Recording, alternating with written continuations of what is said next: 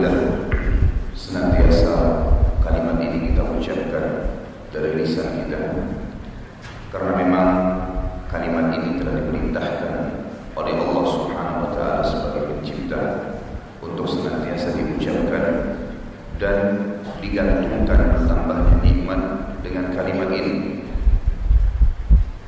Juga kita panjatkan salawat dan taslim kepada Nabi Muhammad SAW sebagai bentuk kepatuhan kepada Allah, karena Allah dan malaikatnya juga memberikan salam kepada beliau sallallahu alaihi wasallam.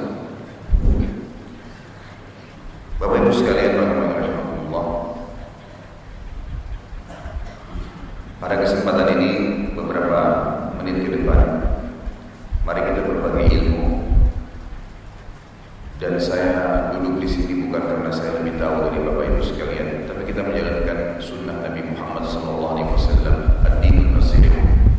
Agama ini memang harus saling menasihatin terus menerus.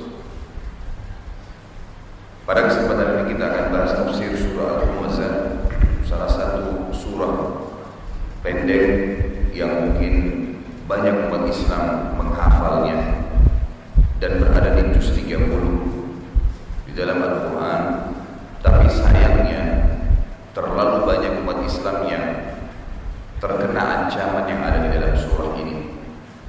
Terlalu banyak di antara mereka yang melanggar apa yang telah Allah ancamkan, sehingga mereka terkena ancaman-ancaman yang ada di dalamnya.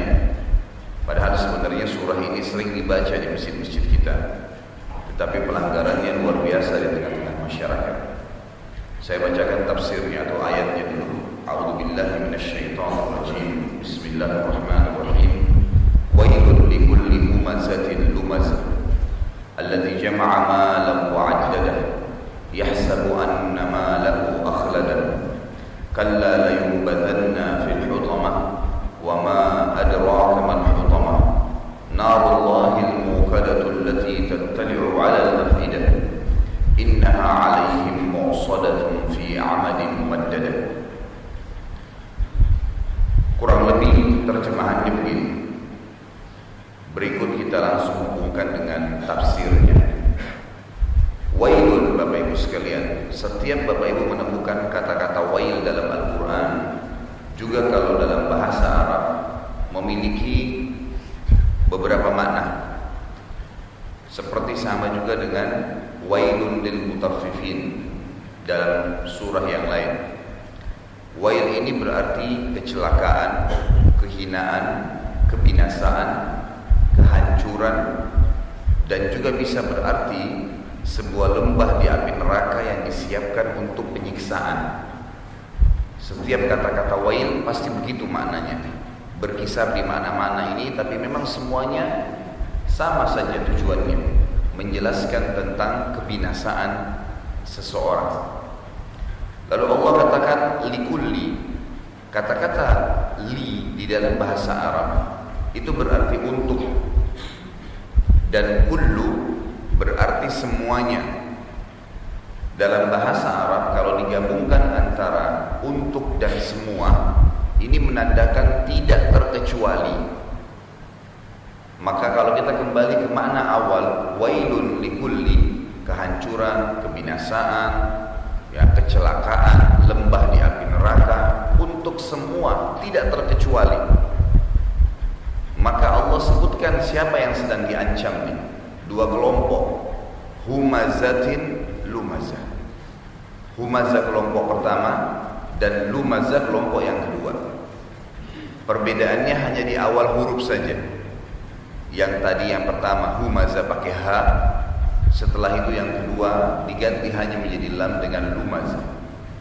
Kalau humazah ini maknanya adalah alladzi ya'ibun nasu biqaulihi, orang-orang yang sibuk terus-menerus menceritakan aib orang lain dengan lisannya. Itu makna daripada humazah. Kalau lumazah satunya lagi, alladzi ya'ibun nasu bifi'lihi, orang yang sibuk mencontohkan kekurangan orang lain dengan perilakunya. Untuk lebih jelasnya saya akan berikan contoh Bapak Ibu sekalian. Di dalam Islam kita kita dituntun oleh Nabi kita, kiai kita, guru kita satu-satunya Nabi Muhammad SAW. Kalau melihat aib, kekurangan, kesalahan dari seseorang yang tidak ada pada diri kita, yang paling pertama Bapak Ibu lakukan adalah bersyukur kepada Allah. Sesuai dengan lafaz hadis yang berbunyi, siapa yang melihat aib pada diri seseorang yang tidak ada padanya, maka semestinya dia mengucapkan alhamdulillahilladzi afani mimma ibtala bihi wa faddalani ala katsirin mimma khalaqa tafdila. Hanya satu baris saja doanya. Alhamdulillahilladzi, segala puji bagi Allah yang afani, telah menyelamatkan saya, mimma ibtala bihi, apa yang diujikan kepada orang ini, wa faddalani, dan telah mendahulukan saya, mimma khalaqa tafdila, dari apa yang telah diciptakan yang sangat banyak. Doa ini manfaatnya adalah agar kita bersyukur kepada Allah. Kita sudah tahu kata syukur, alhamdulillah, ini akan menambah nikmat Allah, dan kita juga pada waktu yang bersamaan diselamatkan oleh Allah dari masalah itu. Kata para ulama hadis, siapa yang baca doa ini, kalau misal ada orang yang suka dusta, ada orang yang suka melakukan perbuatan-perbuatan yang memang merusak nilai akhlaknya di tengah-tengah masyarakat, maka dengan membaca doa ini, perbuatan itu tidak akan kita lakukan.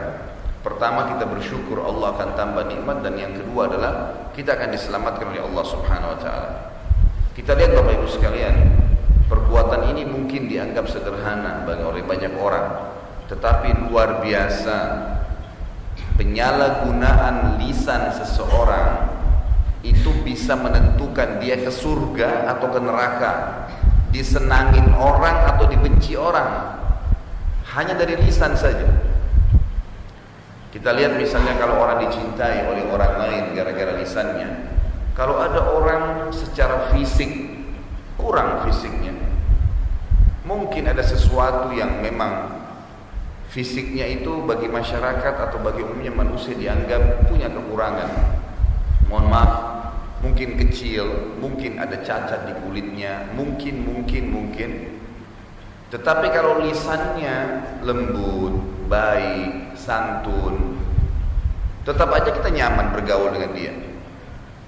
Kalau ada orang sempurna fisiknya, gagah, cantik, kaya, pejabat, tapi lisannya tajam, setiap ketemu mencaci maki, setiap ketemu merendahkan, setiap ketemu kasar, orang bakal tidak nyaman berteman dengan dia. Sabda Nabi SAW yang mulia dalam hadis Bukhari tentang pentingnya masalah lisan ini, jangan sampai disalahgunakan. Beliau berkata kepada sahabat Nabi yang lain, sahabat beliau Mu'adz bin Jabal radhiyallahu anhu, wahai Mu'adz, ketahuilah, saya wasiatkan kepadamu, segala sesuatu yang bisa menyelamatkan kamu di dunia dan di akhirat adalah Islam. Masuk Islamlah, amalkan Islam itu. Itu kunci keselamatan seseorang. Allah katakan dalam Al-Quran, wala tamutunna illa wa antum muslimun, jangan meninggal dunia kecuali dalam keadaan Islam. Lalu kata Nabi SAW, dan puncaknya Islam itu adalah berjihad di jalan Allah. Lalu kata Nabi SAW, wahai Mu'adz, apapun perbuatan yang kamu lakukan yang bisa mendatangkan ridha Allah, lakukanlah. Dan apa yang bisa menahan murkahnya Allah, jauhilah. Maukah Mu'adz saya sampaikan kepada kamu sesuatu yang justru merusak itu semua, atau malah menjaga semua itu? Islammu bisa baik, kamu siap berjihad, kamu juga akan selalu dalam naungan dan ridha Allah, kamu juga akan jauh dari murkahnya Allah. Kata Mu'adz, tentu ya Rasulullah. Lalu beliau memegang lidahnya, ditarik, sambil beliau berkata, kuffu anka hadza, jaga ini darimu, ini yang bisa merusak. Di dalam hadis yang lain riwayat Bukhari, seorang sahabat berkata, "Ya Rasulullah, Islam ini sudah banyak sekali ajarannya. Coba ajarkan saya kesimpulannya Islam itu, supaya saya langsung faham apa itu Islam. Jadi saya mudah untuk mengamalkan. Ada satu kunci, pintunya apa sih, supaya saya bisa langsung, oh iya ini maksudnya Islam, nanti saya gampang amalkan." Kata Nabi SAW, "Qur Rabbi Allah thumma istaqim." Ikrarkan dengan fikiranmu, dengan lisanmu, yakini dengan hatimu, Tuhanku hanya Allah. Enggak ada yang menciptakan langit, bumi, udara, air, batu, tumbuh-tumbuhan, pergantian siang malam, turunnya hujan, apapun yang di langit dan di bumi, di kedalaman lautan, yang kelihatan dengan tidak kelihatan oleh panca indera manusia, yang ciptain, yang urus, yang ngawasi, yang musnahkan Allah. Ikrarkan itu dengan lisanmu, ikrarkan di fikiranmu, yakini dalam hatimu, kemudian istiqomalah. Apa yang Allah perintahkan, kerjakan. Apa yang Allah larang, jauhi. Istiqomah di situ. Apa yang dihalalkan, nikmatin. Apa yang diharamkan, jauhi. Itu kata kuncinya. Itu kesimpulan Islam itu. Kenal Tuhan Allah, patuhi perintahnya, selesai. Sampai kamu mati. Lalu sahabat ini cerdas, dia bertanya, "Ya Rasulullah, saya sudah tahu sekarang pintunya. Kira-kira apa yang bisa menutup pintu itu? Saya jadi susah untuk memahami Islam, susah untuk saya amalkan, susah untuk saya yakini kalau Allah itu ada." Nabi SAW sama perilaku hadis yang pertama, menarik lidah beliau sambil berkata, "Hadza, ini nih yang buat kamu susah. Bisa karena lisan ini kamu bisa istiqamah di agama Allah, bisa juga ini yang membuat kamu susah untuk mengamalkannya." Salah satu dari dua nih. Hadis yang lain Bapak Ibu sekalian, riwayat Imam Muslim, kata Nabi Muhammad SAW, "Idza asbaha ibnu Adam," kalau tiba anak cucu Adam pada pagi hari, kayak sekarang nih kita lagi alamin di subuh waktu seperti ini, "Kullu a'da'ul jisim tukaffirul lisan." Semua anggota tubuh manusia itu berbicara pada lisan. Mata kita, telinga kita, tangan kita, kemaluan kita, kaki kita, semuanya berbicara pada lisan kita. Tapi kita nggak tahu bagaimana itu. Semuanya menghardik lisan. Karena ini sudah mau beraktivitas nih. Mereka semua berkata, kata Nabi SAW, "Ittaqullaha fina." Wahai lisan, kau harus patuh kepada Allah terhadap kami. Ini istaqamta, istaqamna. Kalau kamu lurus, kami ikut lurus. Wa ini wajajta, wajajna. Kalau kamu menyimpang, bengkok, kami pun ikut-ikutan. Sabda yang lain kata Nabi SAW, zina itu dimulai dengan lisan dan dibenarkan oleh kemaluan. Bagaimana orang kalau mau berzina? Ngobrol, mulai ketik SMS, mulai WhatsApp, mulai BBM, mulai telepon, lisan, nanti dibenarkan oleh kemaluan. Beranjak daripada lidah seseorang. Ini hal mendasar yang harus benar-benar kita ketahui. Nabi Muhammad SAW di hadis yang selanjutnya juga riwayat Bukhari Muslim mengatakan, "Man kana yu'minu billahi wal yawmil akhir falyakul khairan aw liyasmut." Siapa yang mengaku beriman kepada Allah dan hari akhir, betul-betul tahu Tuhannya Allah, dia yakin la ilaha illallah, enggak ada yang ciptakan apapun yang di langit dan di bumi kecuali Allah, gitu ya. Dia mengaku tentang itu dan dia tahu juga beriman tentang adanya akhirat, amalnya akan dihisab hari kiamat dan dia akan ke surga atau ke neraka, tapi dia ingin masuk surga dan selamat dari neraka, maka sebaiknya dia hanya mengucapkan dari lisannya yang baik, atau dia diam. Orang beriman tidak kenal kata-kata bohong, tidak mengenal namanya manipulasi. Tidak ada yang tertutup samar-samar bagi seorang mukmin yang diucapkan dengan lisannya kebenaran. Semua yang keluar emas, semua yang keluar harapan dia dicatat oleh malaikat raqib untuk menjadi tambahan amal dan memberatkan timbangan amal solehnya di hari kiamat dan membawa masuk ke dalam surga. Enggak ada waktu bagi seorang mukmin mengucapkan kata-kata kosong, dusta, diputarbalikkan data, menyakiti orang lain. Tidak ada dalam Islam itu. Tetapi realita di lapangan kita, Bapak Ibu sekalian, berbeda. Di media kita sekarang, di TV-TV, tidak pernah atau tidak ada TV kita yang swasta, saya bicara. Maksud saya TV-TV yang sudah menasional sekarang. Ada TV-TV Islam yang baru sekarang muncul, alhamdulillah.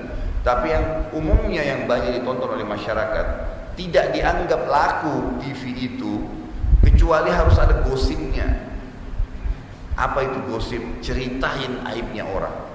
Sengaja ada orang datang ke rumah orang, ketuk-ketuk, kemudian cari tahu atau mengintip dari jendelanya, mencari tahu tentang bagaimana dia dengan istrinya, sama suaminya, anaknya, pembantunya. Diambil semua informasi lalu dinukil. Sampai orang yang sedang digosipin pun tidak tahu, tiba-tiba kaget pagi sudah ada berita tentang dia. Tahu nggak Bapak Ibu sekalian, di dalam Islam kalau kita lihat aib pada diri saudara kita muslim, yang diperintahkan dalam agama yang kedua selain kita harus membaca doa dan bersyukur kepada Allah, yang kedua adalah at-tasattur, tutupin aib itu. Ditutupin, bukan disebar. Kata Nabi SAW dalam hadis Bukhari Muslim, man satara musliman fid dunya satarahullahu yaumal qiyamah. Siapa yang menutupi aib seorang muslim di dunia, Allah akan tutupi aibnya pada hari kiamat. Hadis yang lain juga riwayat Bukhari berbunyi, al-muslimu akhul muslim. Seorang muslim saudara dengan muslim yang lain. Mau dia turunan Arab, mau dia turunan Melayu, mau dia turunan bule, mau dia orang Afrika. Pokoknya selama syahadat sama dari Bani Adam. Cuma Allah buat variasi suku dan bahasa ini untuk menunjukkan kemahabesarannya Allah. Allah mampu membuat paras wajah yang berbeda, postur tubuh yang berbeda. Allah membuat warna kulit yang berbeda, bahasa yang berbeda. Allah mengatakan dalam Al-Quran masalah itu untuk variasi saja. A'udzubillahi minasyaitonirrajim. Ya ayyuhan nas, inna khalaqnakum min dzakarin wa untha wa ja'alnakum syu'uban wa qabaila lita'arafu. Inna akramakum indallahi atqakum. Hai sekalian manusia, semuanya kalian, semuanya Allah katakan kami ciptakan kalian dari laki-laki dan perempuan, Adam dan Hawa, sama. Lalu kami kembang biakkan kalian dan kami jadikan kalian berkembang, bersuku-suku dan berbangsa-bangsa agar kalian saling kenal mengenal sehingga tahu tentang pencipta kalian Allah. Keajaibannya ada di situ. Bagaimana Allah menciptakan paras wajah yang berbeda, postur tubuh yang berbeda, warna kulit yang berbeda dan seterusnya. Kita harus tutupin aib tersebut. Yang tutupin aib saudaranya muslim di dunia akan ditutupi aibnya juga hari kiamat. Tidak akan dibongkar oleh Allah Subhanahu wa taala. Bapak Ibu sekalian, menceritakan sesuatu yang ada pada saudara kita, aib, ini namanya dalam agama Islam ghibah. Apa itu ghibah Bapak Ibu sekalian? Dzikruka akhaka ma yakrah. Menyebutkan sesuatu tentang saudaramu apa yang dia tidak suka dan dasarnya ada sama dia itu. Misal dasarnya saudara kita ini punya masalah, memang punya kekurangan, punya aib. Lalu kemudian kalau disebutkan aib itu dia tidak senang, itu namanya ghibah.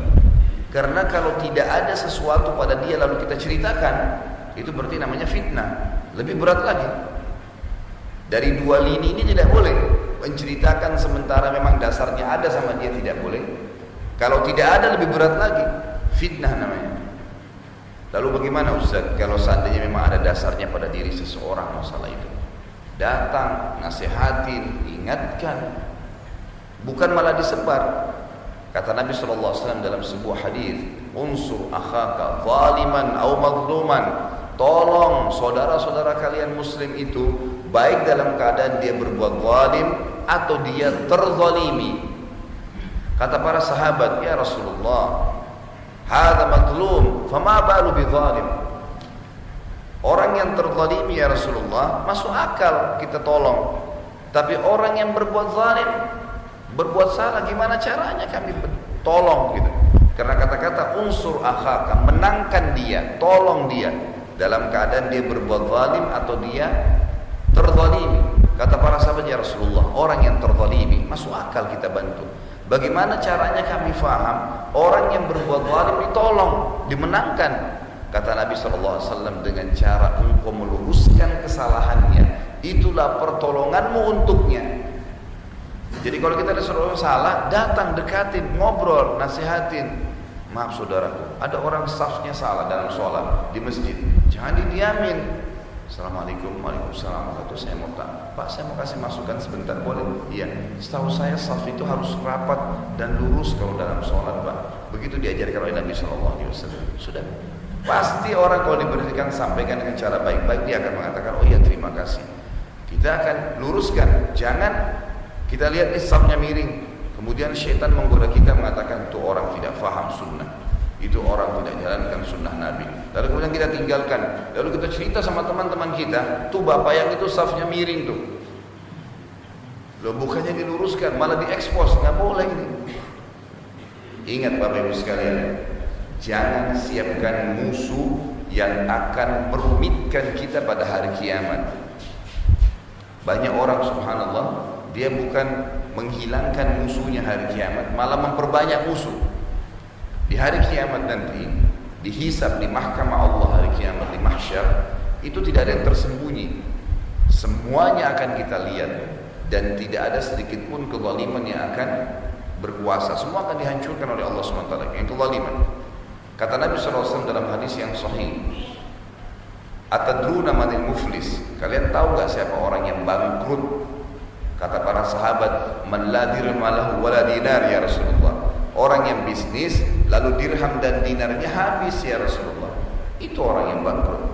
Kata Nabi SAW, al-muflisu bukan itu. Orang yang bangkrut sebenarnya mayyati yaumal qiyamah, orang yang datang pada hari kiamat, ya'ti bi salatin wa siyamin wa hajjin wa sadaqatin.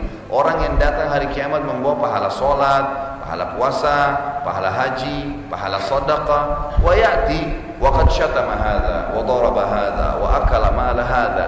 Tapi dari sisi lain dia datang juga sekaligus membawa dosa-dosa, pernah menyakiti orang ini, pernah menceritakan aibnya orang yang itu, pernah mengambil haknya orang yang ini, pernah memukul orang yang itu. Lalu mereka datang, orang-orang yang dizalimi ini pada hari kiamat di mahkamah Allah, berkata, ya Allah, orang ini pernah gosipin saya nih, tidak sempat minta maaf. Apa yang terjadi? Kata Nabi SAW, sebagai hukumannya Allah ambil pahala dia, dikasih kepada orang yang nuntut. Datang lagi orang yang satu, ya Allah, ini orang pernah ngambil tanah saya sejengkal, dia ngambil secara paksa, patok rumahnya, dia nggak minta maaf sama saya, dia nggak bayar, diambil lagi pahalanya, dikasih. Ya Allah, orang ini pernah nyakitin, fitnah saya di tengah-tengah, dia dulu tetangga saya nyakitin saya, diambil pahalanya. Semua terus diambil pahalanya. Kata Nabi SAW, fa in funiyat hasanatu, kalau seandainya pahala-pahalanya sudah habis, dibagi-bagiin kepada orang-orang karena banyaknya masalah dia dengan orang-orang yang dia siapkan musuh hari kiamat, hanya karena bahaya lisannya, mengambil haknya orang lain, mencaci maki orang lain, menghina orang yang lain. Maka kalau masih datang lagi orang menuntut, ukhidha min sayyiatihim, datang orang-orang menuntut, ternyata pahalanya udah habis, ini dibagi-bagiin, nggak ada lagi pahala. Bagaimana caranya? Masih ada yang nuntut. Maka kata Nabi SAW, diambil dosa-dosanya orang yang menuntut tadi, ditimpahkan kepada dia. Udah pahalanya habis semua, dia setengah mati sholat, dia setengah mati puasa Ramadan selama 70 tahun dia hidup, sholatnya sudah dikerjakan, sedekah dikeluarkan, zakat fitrahnya, zakat malnya, habis semua dibagi-bagi oleh orang lain kepada orang lain. Maka pada saat itu diambil dosa-dosa orang yang masih menuntut, ditimpahkan kepada dia. Maka tadinya dia berpahala banyak, jadi habis semua, kemudian ditimpahkan lagi dosa orang lain. Maka dilemparkanlah dia ke dalam api neraka gara-gara dosa tadi, ada lagi pahalanya dia. Lebih jauh daripada jarak timur dan barat. Makanya Ibnu Qayyim rahimahullah, seorang ulama yang masyhur, berkata, yang paling menyedihkan dalam hidupmu ialah kalau pada hari kiamat nanti kamu melihat pahala-pahala ibadahmu ada di timbangan amal orang lain. Itu yang paling menyedihkan. Kita sholat, puasa, zakat, haji, apalah perbuatan bakti dengan orang tua. Ternyata setengah mati kita berdiri di akhirat nanti masuk di timbangan amalnya orang lain. Gara-gara kita hanya tidak bisa mengontrol lisan, hanya karena sibuk dengan masalahnya orang lain. Syukuri nikmat Allah, lalu nasihatin dia dan tutupin aib itu. Itu penting. Ingat hadis Nabi SAW yang lain, hadis yang mulia sekali. Nabi SAW dalam hadis Bukhari pernah jalan di pasar, Bapak Ibu sekalian, bersama dengan beberapa sahabatnya. Kemudian pada saat itu ada bangkai kambing. Kambing sudah mati beberapa hari, 2 hari sudah mati jadi bangkai, baunya nggak enak. Tanduknya patah, satu, matanya buta, kakinya pincang. Kakinya juga patah kambing itu. Dan sudah jadi bangkai. Jadi di kambing ini ada 4 aib. Tanduknya patah, matanya buta, kakinya patah, dan sudah jadi bangkai. Maka Nabi SAW ingin menggunakan metode namanya dalam bahasa Arab jadbul intibah, menarik perhatian orang-orang, supaya orang-orang ini sadar apa yang akan disampaikan ini penting sekali. Kata Nabi SAW, siapa di antara kalian yang mau membeli bangkai kambing ini? Kata para sahabat, ya Rasulullah, jangankan dia sudah jadi bangkai, kalau dia hidup, dia penuh dengan aib. Tanduknya patah, matanya buta, kakinya patah. Kalau kambing hidup pun punya aib ini, gak ada yang mau beli ya Rasulullah. Apalagi ditambah sudah jadi bangkai. Kata Nabi SAW diulangi lagi, kalau begitu siapa yang mau saya kasih cuma-cuma, gak usah beli. Kata para sahabat, ya Rasulullah, sama saja. Kalau dia pun hidup, kambing hidup dikasih cuma-cuma, tapi tanduknya patah, matanya buta, kakinya patah, gak ada yang mau terima ya Rasulullah. Kata Nabi SAW, ini pesannya sebenarnya. Kata Nabi SAW, demi zat yang ubun-ubunku dalam genggamannya, maksudnya demi Allah, seseorang di antara kalian memakan bangkai ini jauh lebih baik dan lebih ringan baginya dibandingkan dia menceritakan aib saudaranya muslim. Bahaya sekali itu. Sekarang Bapak Ibu sekalian, kalau Anda punya dosa, dosa ada 2 macam ya. Ada dosa kepada Allah, seperti orang tidak sholat, dosa sama Allah. Orang berzina, dosa sama. Ini bukan berarti kita katakan gampangin, tidak. Ini caranya bertaubat kepada Allah, minta maaf sama Allah. 3 syaratnya kata Imam Nawawi rahimahullah. Kalau orang berbuat dosa-dosa ini menyesali. Yang pertama, tinggalkan dosa itu. Yang kedua, sesali. Yang ketiga, berjanji sama Allah tidak akan mengulangi. Ya Allah, saya taubat padamu, saya tidak mau lagi berzina, saya nggak mau lagi riba, saya nggak mau lagi begini. Tinggalkan dosa itu. Lagi bohong, lagi zina, lagi riba, tinggalkan. Sesali dan janji sama Allah tidak akan ulangi. Udah dibersihin tuh, karena dosanya sama Allah. Setelah itu dia tinggal beramal saleh. Tapi ada dosa yang kedua, ini yang penting, bahaya sekali. Dosa yang berhubungan, Allah katakan dosa yang dihubungkan dengan makhluk. Dihubungkan dengan makhluk.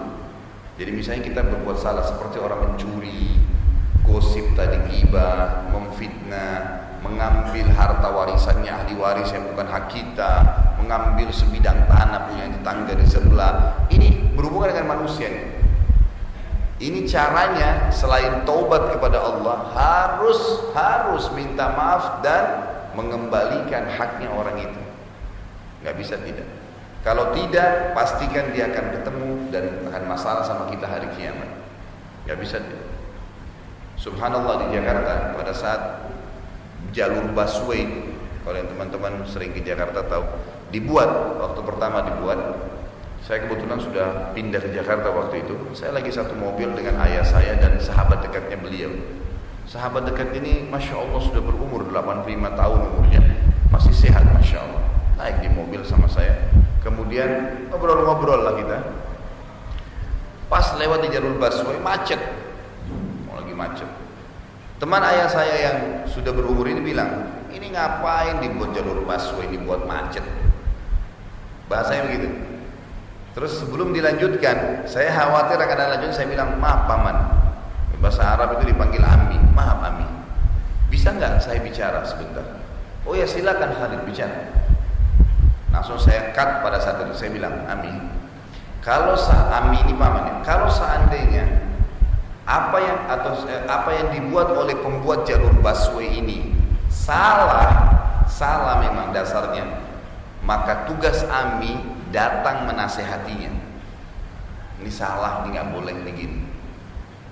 Dan tidak boleh Ami gerutuh begini di mobil, nggak boleh. Apalagi ceritain itu, karena kalau dia salah tetap harus dinasehatin, bukan diceritain. Diceritainnya sudah masuk, karena ghibah itu adalah sesuatu yang ada dasar kesalahan pada seseorang. Dan itu konsekuensinya Ami harus minta maaf.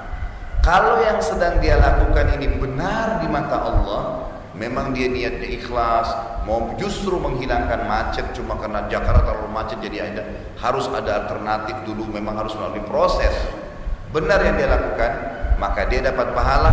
Tetap saja Ami dapat dosa, tetap harus minta maaf juga. Jadi dari dua sisi.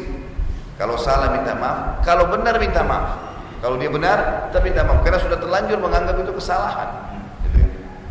Berat. Saya tanya, Ami, bisa nggak Ami temuin nih Gubernur DKI sekarang setelah mengucapkan kalimat tadi untuk minta maaf? Oh iya ya, nggak bisa. Kita kirim kartu lebaran saja iya kalau diterima. Mau ketemu iya kalau diterima, kalau enggak gimana caranya kita mengatakan maaf? Dan berapa banyak Bapak Ibu sekalian, coba hisab diri Anda sendiri. Berapa banyak yang kita terima gosip di TV kita ini, orang yang kita tidak kenal dari artis, tokoh masyarakat, pejabat, kita tangkap nih informasinya. Setelah itu apa? Kita datang ke tempat mengajar kita di sekolah, di tempat kerja kita, di tetangga-tetangga kita, di pasar kita, lalu kita ceritakan, kamu udah tahu belum artis fulan itu begini loh, si fulan itu begini loh. Pertanyaan Bapak Ibu sekalian, bisa nggak Anda ketemu sama artis itu minta maaf? Ini berat ini. Kalau tidak, konsekuensinya adalah dia akan datang hari kiamat menuntut kita. Ini bahaya sekali. Untuk apa siapa yang musuh hari kiamat? Perhatikan kejelian para ulama dalam masalah ini. Kalau pernah dengar ada seorang ulama namanya Imam Bukhari, hadisnya beliau itu luar biasa, diterima oleh masyarakat muslim secara umum, karena beliau kalau mau terima hadis, nulis hadis di bukunya itu, sholat dulu 2 rakaat, minta petunjuk sama Allah, dan menyusuri betul-betul jalur sanadnya, benar gak ini si fulan, dengar dari fulan, Nabi SAW. Kalau udah benar diyakini sama dia benar, baru ditulis sama dia, sampai dikatakan hadisnya hadis sahih kalau diriwayatkan Imam Bukhari. Beliau pernah, Bapak Ibu sekalian, saking hati-hatinya ya, lagi mau berburu sama teman-temannya, lagi mau berburu pakai panah. Sebelum pergi ke hutan berburu, Imam Bukhari di halaman rumahnya lagi latihan mana, sambil nunggu teman-temannya datang. Waktu dia lepasin anak panahnya dia rupanya kena ya pagar tetangganya. Ada pagar kayu kayak kita biasa. Kena, anak panah itu kena, tercuil sedikit pagarnya tetangga itu, sedikit tercuil. Imam Bukhari tiba-tiba mukanya ketakutan, cabut anak panah itu. Dia panggil pembantu di rumahnya, dia bilang, sampaikan kepada tetangga si fulan salam saya, dan bilang dia mau diganti berapa pagarnya itu yang rusak sedikit tuh. Pembantunya datang ke sana, sampaikan salam dari Imam Bukhari. Beliau menyampaikan bahwa saya mohon maaf, tadi pagar Anda kena tercuil sedikit gara-gara anak panahnya. Tetangganya bilang, Imam Bukhari, jangankan pagar saya, rumah saya kasih ke dia. Orang tahu dia seorang ulama gitu. Apa yang terjadi? Pada saat datang pembantunya ke rumah mengatakan, Imam, wahai Imam, kalau kita tuh kiai imamnya, wahai Imam, tadi tetangga katanya sudah maafin Anda, jangankan pagarnya, rumahnya saja dia mau kasih. Apa yang terjadi Bapak Ibu sekalian? Berita sederhana, tapi Imam Bukhari sujud syukur kepada Allah. Alhamdulillah, bersyukur kepada Allah SWT. Terus dia memuji, Alhamdulillah. Dia suruh keluarkan beberapa bekal makanannya, kasih fakir miskin sebagai tanda syukur kepada Allah. Pembantunya tanya, kenapa Imam? Ada apa nih? Gitu kan? Dia bilang, Alhamdulillah yang telah menyelamatkan saya tidak bermusuhan sama orang itu hari kiamat. Gara-gara pagar tercuil, kita berapa banyak injak sendalnya orang keluar dari masjid, ngerusak kendaraannya orang. Kadang-kadang subhanallah di Jakarta sering saya luruskan Bapak Ibu sekalian, ada orang tidak paham, dia sewa mobil nih, karena dia sewa mobil, rental mobil, karena dia anggap bukan mobilnya, sembarangan saja. Polisi tidur, diinjak sembarangan, lubang, pokoknya ya sewa nggak apa-apa. Subhanallah. Anda nggak yakin ada Tuhan Anda, Allah SWT, walaupun orangnya tidak lihat, Allah lihat kita. Dan ingat, dalam Islam ada konsep dasar begini, al-jaza min jinsil amal, balasan balasan akan datang sesuai dengan kadar perbuatan. Hari ini Anda nipu orang, demi Allah besok Anda ditipu. Hari ini ya, kita mencuri haknya orang lain, besok kita dicuri. Hari ini kita nyakitin orang lain, besok kita disakitin. Pasti datang waktu itu, tidak mungkin tidak. Orang kalau paham ini, dia tidak akan melakukan kesalahan karena dia tahu bahayanya akan datang balasan yang sama. Bodoh saja orang yang tidak paham itu, berbahaya sekali. Akan datang. Hari ini kita bantu orang, besok Allah akan buat kita dibantu. Hari ini kita menjenguk orang sakit, karena sakit hati kita akan dijenguk. Apa kata Nabi SAW? Berbaktilah dengan orang tua kalian, maka Allah akan karuniakan kalian anak-anak berbakti dengan kalian. Perhatikan balasannya, setimpal. Bakti dengan orang tua, Allah kasih anak bakti dengan kita nanti. Jagalah kesucian, kehormatan, kemaluan kalian, maka Allah akan jaga kesucian, kehormatan, kemaluan pasangan kalian. Kita nggak pernah selingkuh, pasangan kita dijaga di rumah oleh Allah, nggak bakal selingkuh. Itu kata kuncinya, Allah jaga. Jadi ada balasan setimpal dengan perbuatan. Harus hati-hati dengan masalah-masalah seperti ini. Kita pindah sekarang, tentunya agak panjang saya jelaskan tadi karena ini inti bahasan sebenarnya. Kalau kelompok kedua adalah lumazah, orang yang mencontohi aib orang lain dengan perilaku. Tadi kan kalau ceritain, ini lumazah mencontohi, misal temannya cadel. Bapak Ibu tahu cadel ya? Seorang di Jakarta bilang cadel, ngomongnya susah, gitu kan? Nah orang kalau cadel, temannya cadel, dicontohi, diolok-olok. Ada orang pincang, dicontohi pincangnya, subhanallah. Padahal bukan dia bersyukur sama Allah, malah dicontohin pincangnya, cara jalannya, cara ngomongnya. Ingat, ini berbahaya. Ini masuk dalam kelompok kedua yang diancam oleh Allah Subhanahu Wa Taala. Lalu kita lanjutkan surah ini. Saya ringkaskan surah-surah ini lanjutannya karena ini sekarang rinciannya saja, penyebab-penyebabnya dan apa yang Allah ancamkan. Alladzi jama'a malan wa 'addadah, ayat kedua. Wailun likulli humazatin lumazah, kecelakaan, kehancuran, kebinasaan, lembah di api neraka untuk kelompok orang yang suka ceritakan aib orang lain dan mencontohkan aib orang lain. Siapa mereka ini? Apa yang paling banyak menyebabkan dua kelompok ini ada di masyarakat? Alladzi jama'a malan wa 'addadah. Paling banyak terjadi pada orang-orang yang mengejar prestasi-prestasi dunianya. Kepala sekolah, ada saingannya mau jadi kepala sekolah juga. Nah ini poinnya. Pedagang, ada pedagang lain buka dekat rumahnya. Dia kerja atau dia buka sesuatu, ada juga orang lain buka. Pada saat itu kita nggak usah merasa terganggu. Tunjukkan saja kualitas. Ikhlaskan niat, Allah kasih rezeki. Nggak usah khawatir. Tidak perlu khawatir rezeki kita diambil oleh orang lain. Bapak Ibu kalau buka YouTube, kalau pernah sering buka YouTube, coba ketik nama saya Khalid Basalamah. Ketik ada ceramah saya judulnya Saudaraku inilah rahasia rezekimu. 2,5 jam saya ceramah masalah rezeki. Tapi saya simpulkan begini Bapak Ibu sekalian. Rezeki setiap orang di antara kita sudah dicatat dan ditentukan. Tidak ada dalam Islam itu rezeki saya diambil oleh orang lain, mustahil, nggak mungkin, nggak mungkin. Kalau dia lebih baik dari saya, sudah begitu Allah kasih, nggak boleh kita cemburu. Kita boleh minta sama Allah dikasih lebih, boleh. Apa kata Nabi SAW? Tidak ada satu jiwa pun, pegang baik-baik hadis ini, yang meninggal dunia kecuali pasti yustawfa rizqu, akan disempurnakan rezeki yang telah Allah catatkan untuknya. Tidak mungkin kita meninggal kecuali semua rezeki akan sampai kepada kita yang telah Allah catatkan. Dalam hadis yang lain kata Nabi SAW, kalau seandainya seseorang itu lari dari rezekinya sebagaimana dia lari dari kematian, maka rezekinya akan mengejar dia sebagaimana mati mengejar dia. Sudah begitu, itu hukum Allah. Kalau kita cari informasi lainnya akan ngawur semuanya. Tapi ini wahyu dari Allah SWT. Udah benar itu. Hanya saja Bapak Ibu sekalian, rezeki memang itu ibarat seperti sebuah pohon. Ada buah pohon ini berjatuhan, bergeletakan. Ada buah yang bergantungan. Yang bergeletakan ini semua orang bisa dapat. Udara yang dia hirup, cahaya ditangkap oleh matanya, dia bisa memantulkan kembali.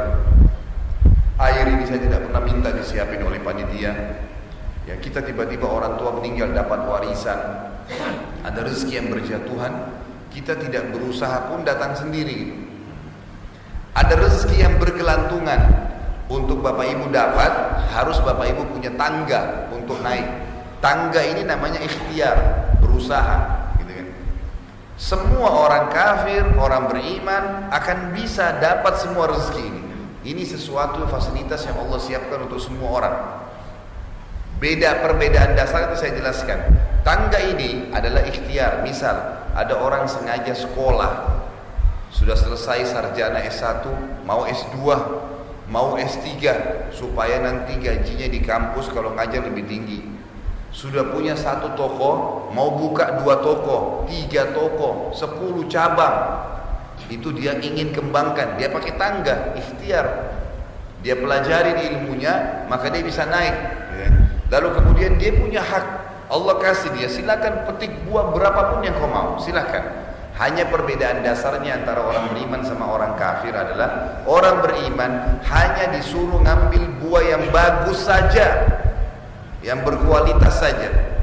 Jangan ambil yang ada ulatnya, yang halal saja dan thayyib. Kalau orang kafir nggak ngerti, main cabut semuanya, yang berulat kah, yang sudah busuk kah, diambil semua. Kalau kita nggak, disuruh ambil yang bagus saja. Jadi jangan pernah merasa dirugikan oleh orang lain. Tetangga kita punya mobil, sudah rezekinya dia. Oh, sudah rezekinya. Ya Allah, karuniakan juga saya mobil. Itu yang benar.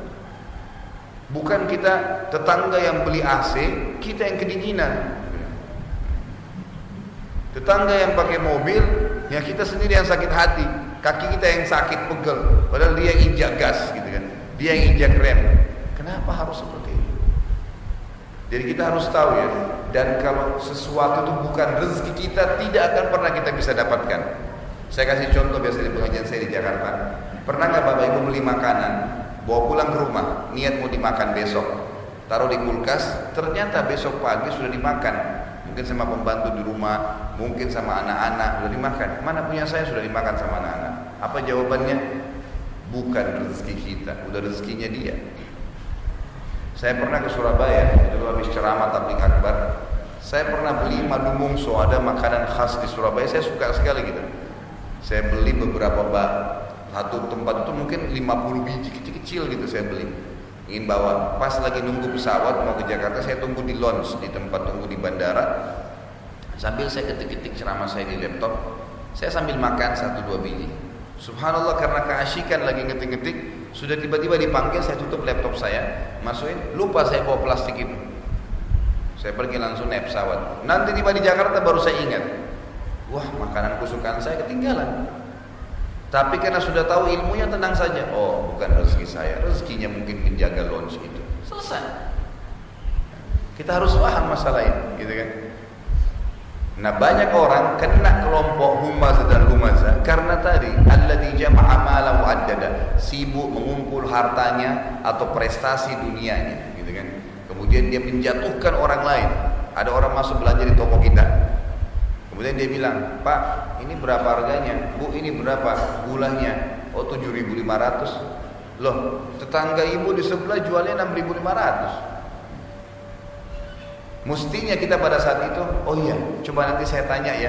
Saya tahunya sih modal saya 6.000, saya jual 7.500, gitu kan? Itu semestinya yang normal ya. Tapi ada orang tidak. Oh, mungkin gulanya dia itu palsu. Jatuhin orang, gitu kan? Ini yang dimaksud. Jadi gara-gara dia mau laku dagangannya, gara-gara dia mau dapat jabatan itu, jatuhin orang lain. Alladzi jama'a malan wa addada. Yahsabu anna malahu akhlada. Dia kira hartanya, prestasi dunianya, ijazah-ijazah, kedudukan yang dia telah dapatkan, mobil mewah yang telah dia miliki, rumah yang telah dia beli, semua mengekalkan dia di dunia. Kalla, kata Allah, tidak mungkin. La yumbadanna fil hutama. Dia pasti dilempar ke dalam hutama. Wa ma adraka mal hutama. Apakah kalian tahu apa itu hutama? Supaya kalian takut sama hutama itu. Narullahil muqada, apinya Allah yang berkobar-kobar. Jadi kalau api itu Bapak Ibu sekalian kecil, biasanya kita tidak takut. Tapi kalau berkobar, ini berbahaya. Tapi sekecil apapun api tetap menyakitkan. Coba ambil korek gas, bakar ibu jari kita sendiri 5 detik aja, memar. 1 menit matang tangan kita ini, sakit berbulan-bulan. Baru korek gas. Bagaimana kalau alat senjata yang apinya gitu nyebar. Saya pernah masih waktu mengontrak rumah di kota Makassar waktu itu. Kemudian di sebelah tempat saya, ruko yang saya sewa, ada tetangga kebakaran, subhanallah, rumahnya kayu. Waktu saya datang mau bantu, tiba-tiba ada api nyembur besar. Untung alhamdulillah Allah masih selamatin di depan saya pas. Dan saya mundur. Subhanallah, tiba-tiba saya terbayang ayat ini. Bagaimana api nyembur ini kalau kena hangus tiba-tiba orang. Allah mengatakan narullahil muqada, api Allah berkobar-kobar. Cukup sampai situ tidak? Allah mengatakan lanjutannya, inna, apa dikatakan, narullahil muqada allati tattali'u 'alal afidah. Api berkobar itu kalau membakar di neraka utama orang yang suka gosip tadi, ya, orang yang suka contohnya orang lain, akan membakar langsung jantungnya.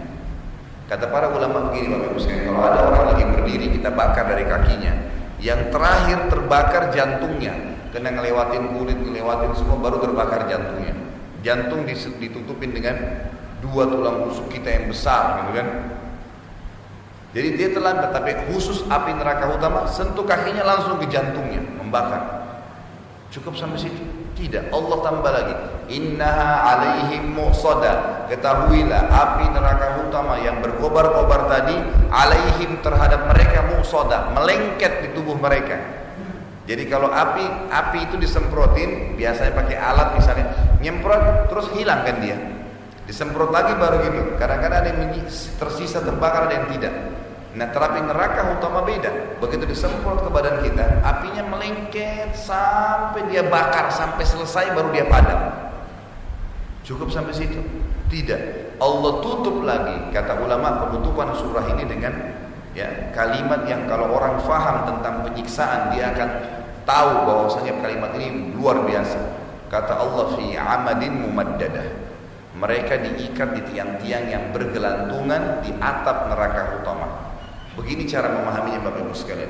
Kalau masjid ini kita tutup semuanya, tidak ada lubangnya sama sekali, ada pintu satu di sana juga kita akan tutup. Masukkan 1 orang kita ingin siksa, bakar satu masjid ini, nggak ada tempat dia bisa lari, pintu pun ditutup, pintu besi, nggak bisa. Pada saat dia dilepaskan di ruangan yang penuh dengan api, dia akan mati terbakar. Nah, tapi dia tidak diikat ya. Dia masih bisa lari ke sana, lari ke sini. Artinya ada jeda waktu, detik-detik tertentu Bapak Ibu sekalian, yang dia lari ke sana, lari ke sini, itu yang membuat tidak terbakar, tidak dia rasakan sakitnya. Masih ada sedikit jeda yang walaupun dia mati terbakar nanti. Kalau di lingkungan masjid ini ada tiang, kita ikat orang itu di tiang, lalu dibakar semua, maka dia juga akan mati. Terikat, tadi nggak terikat, tetapi masih ada jeda. Kalau kakinya dia sentak-sentakan ke tanah, ke lantai, mungkin api yang dibawa kakinya bisa padam. Ada jeda, dia tidak rasa panas. Tapi Bapak Ibu sekalian, ini makna ayatnya.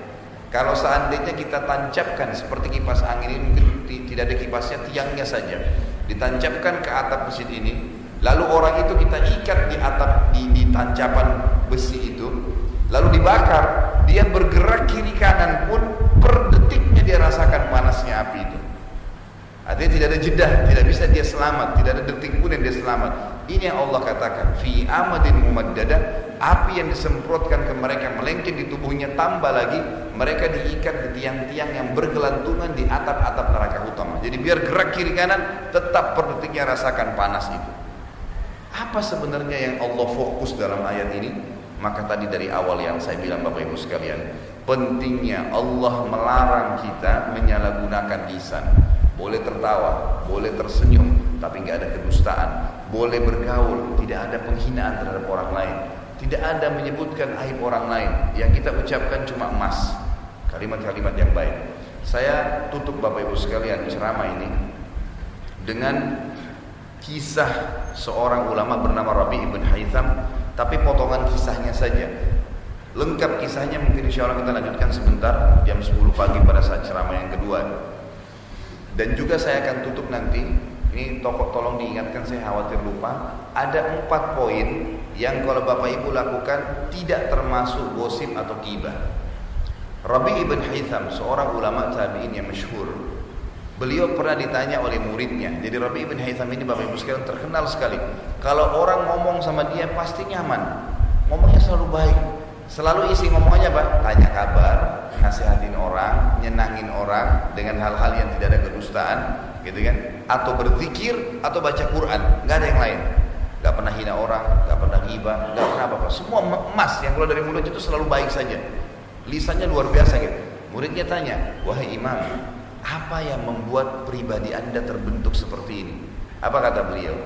Wahai muridku, apakah kalian sampai sekarang masih ragu bahwasanya kita punya Tuhan namanya Allah di langit sana, dan Allah itu maha melihat, maha mendengar, maha mengetahui, alim, sami, basir. Allah itu maha tahu semuanya, gitu ya. Allah itu luar biasa maha tahu, dan Allah titipkan di pundak setiap orang di antara kita sebelah kanan malaikat namanya Raqib yang mencatat semua perbuatan baik, dan di sebelah pundak kiri kita ada malaikat namanya Atid yang mencatat semua keburukan kita. Serta semua yang dicatat oleh 2 malaikat ini akan dibacakan dan dihisapkan untukmu di sana, di akhirat nanti. Artinya apa? Yang membuat dia bisa mengontrol lisannya, tahu nih kalau ada bodyguardnya Allah 2. Selalu ngawasin, gak pernah tidur, gak pernah capek, gak pernah apa-apa, catat semua, baik atau buruk. Makanya Bapak Ibu sekarang ada buku saya tulis, semoga Allah mudahkan terbit insya Allah. Judulnya begini, saudaraku, biarkan Raqib yang catat amalmu, bukan Atid. Artinya selalu sibuk amal soleh aja, biar ini malaikat yang kanan yang sibuk, itu nanti akan bermanfaat buat kita. Jangan Atid berbahaya, bisa masuk neraka, dihisap oleh Allah SWT. Terakhir kita tutup Bapak Ibu sekalian dengan 4 poin yang berhubungan dengan ayat ini. Ada 4 keadaan di mana Bapak Ibu tidak terhitung ghibah. Yang pertama adalah istifta, meminta fatwa. Misal ada suami istri bertengkar, lalu tidak tahu hukumnya. Suami sudah terlanjur ucapin kalimat cerai, istrinya nggak tahu nih statusnya, saya bisa nggak gitu loh, masih istri atau enggak, atau suaminya nyesal, nggak tahu hukumnya, datang kepada seorang ustadz, lalu dia ceritakan, ustadz, ada terjadi masalah antara saya sama istri saya, karena dia keluar tidak pakai jilbab, karena dia tidak sholat, karena dia begini dan begitu, tidak masain buat saya, lalu saya ucapkan kalimat cerai. Kan di sini dia ngucapin kesalahan istrinya ya, itu kan aib. Tapi pada seorang ustadz yang memang bisa memandu dia secara hukum agama, ini tidak masuk gosip, tidak masuk dalam ghibah. Tetapi kata ulama dihubungkan juga dengan niatnya. Memang betul-betul dia mau tahu hukum, tidak usah dirincikan. Jangan karena dia curhat disampaikan. Ini ada bedanya ya. Curhat itu menyampaikan masalah dan butuh jawaban, itu masih boleh saja. Beda dengan ghibah, menggosipin orang. Sengaja menceritakan kesempatan, ini ustadz memang dasarnya dia begitu, memang dasarnya keluarganya semua begitu. Jadi panjang ceritanya nih kemana-mana. Hati-hati ya. Kalau ada orang bilang, misal ini contoh, ada orang bilang itu orang-orang Balikpapan tuh tidak baik semua. Bahaya sekali. Hari kiamat dia berhadapan sama semua masyarakat Balikpapan. Itu orang dari negara ini baik semuanya. Satu negara musuhnya hari kiamat. Ini ngapain ini? Untuk apa gitu? Gitu kan? Jadi fokus kepada masalah saja, ini nggak masalah. Jadi minta fatwa. Yang kedua Bapak Ibu sekalian adalah istirsyad namanya. Istirsyad ini meminta petunjuk. Misal, saya janjian dengan, saya kasih contoh, saya janjian dengan seorang bapak misalnya, telepon-teleponan, Pak kita ketemu ya, baiklah, ketemu di mana? Di masjid aja deh. Nanti sholat isya Pak, baik. Dia belum pernah lihat saya belum pernah lihat dia. Belum tahu mana orangnya nih.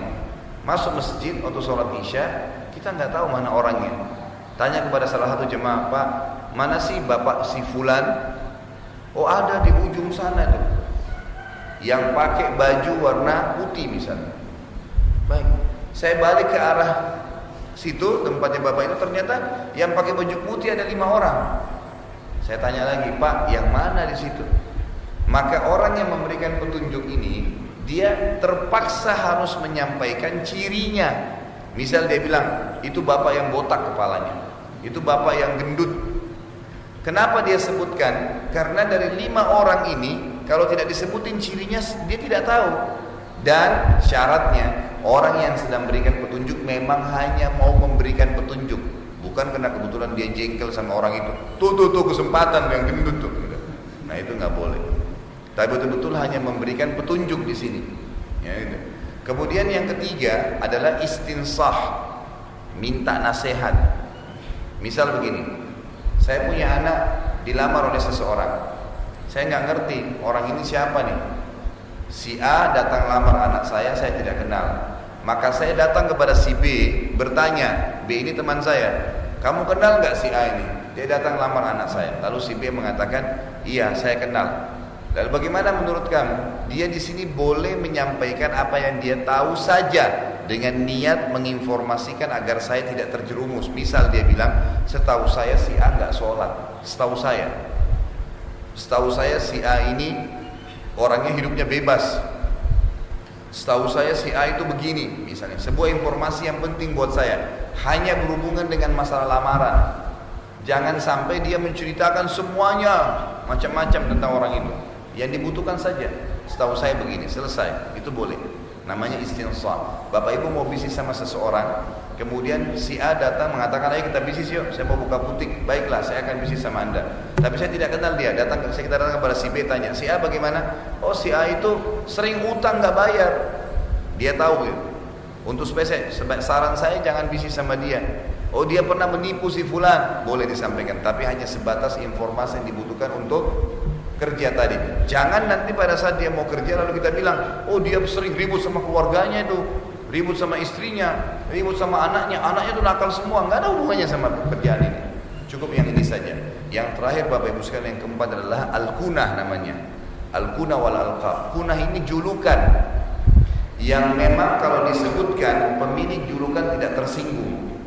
Misal ada Bapak A, ada seseorang namanya A misalnya, tapi A ini 2 orang. Bapak A, mohon maaf kalau yang namanya sama, Pak Ahmad dengan Pak Ahmad misalnya. Pak Ahmad sama Pak Ahmad ini ada 2 orang, yang satu penjual kambing, yang satu penjual mobil. Lalu dua-duanya sholat di masjid, iklanin sampaikan kepada marbot, Pak tolong iklanin ke jemaah masjid ya. Habis Isya saya undang semuanya makan ke rumah saya. Kata si Ahmad yang penjual kambing. Lalu marbotnya iklanin, Bapak Ibu sekalian, Pak Ahmad undang kita makan semuanya habis Isya di rumahnya ya. Ada jemaah yang tanya, Pak Ahmad yang mana nih? Ada 2 Pak Ahmad. Oh Pak Ahmad kambing misal. Memang itu sudah melekat karena dia jual kambing, dikatakan Ahmad kambing. Oh Ahmad mobil. Dan pemilik nama ini tidak tersinggung, memang dia mau saja disebut dengan itu, maka itu nggak apa-apa. Tapi jangan sengaja dibuat julukan itu ya, apalagi kalau orang itu tidak suka. Tapi ini sesuatu yang memang ciri khasnya, tidak ada hubungannya dengan masalah ghibah. Allahu a'lam. Ini yang berhubungan dengan surah Al-Humazah. Semoga Allah SWT menjaga lisan kita agar selalu saja diucapkan pada hal yang bermanfaat. Ingatlah Bapak Ibu sekalian, tidak ada perbuatan, perkataan, perilaku kecuali kita masing-masing akan menanggung itu pada hari kiamat. Maka gunakan seluruh anggota tubuh kita ini dalam kebaikan-kebaikan. Terakhir penutupan adalah firman Allah Subhanahu wa taala, "Innas sam'a wal basara wal fuada kullu ulaika kana anhu mas'ula." Sadarilah pendengaran kalian, wajah kalian, penglihatan kalian, semua berhubungan dengan wajah masuk dalam penglihatan ini, termasuk lisannya, dan hati kalian semua akan bertanggung jawab pada hari kiamat. Maka harus hati-hati Bapak Ibu sekalian. Kalau punya salah sama orang, jangan tidur malam hari kecuali sudah sampaikan maaf kita. Minta maaf kepada dia. Kalau sudah meninggal bagaimana Ustaz? Doakan. Beristighfar kepada Allah. Ya Allah, dulu saya pernah gosipin orang dulu, maka saya sudah tidak tahu di mana orangnya. Ya Allah, ampuni saya dan dia. Itu cukup dengan izin Allah. Kalau sudah meninggal atau sudah tidak ditahu di mana orangnya. Yang penting kita jangan pernah ada musuh. Ingat-ingat, hitung orang-orang yang pernah kita buat masalah, minta maaf segera. Itu penting sekali supaya tidak ada musuh pada hari kiamat. Mudah-mudahan bermanfaat Bapak Ibu sekalian. Dan kalau ada benar dari Allah, pada saat dari saya mohon dimaafkan. Terima kasih waktunya. Subhanakallahumma wa bihamdika asyhadu an la ilaha illallah astaghfirullah wa atubu ilaik. Wassalamualaikum warahmatullahi wabarakatuh.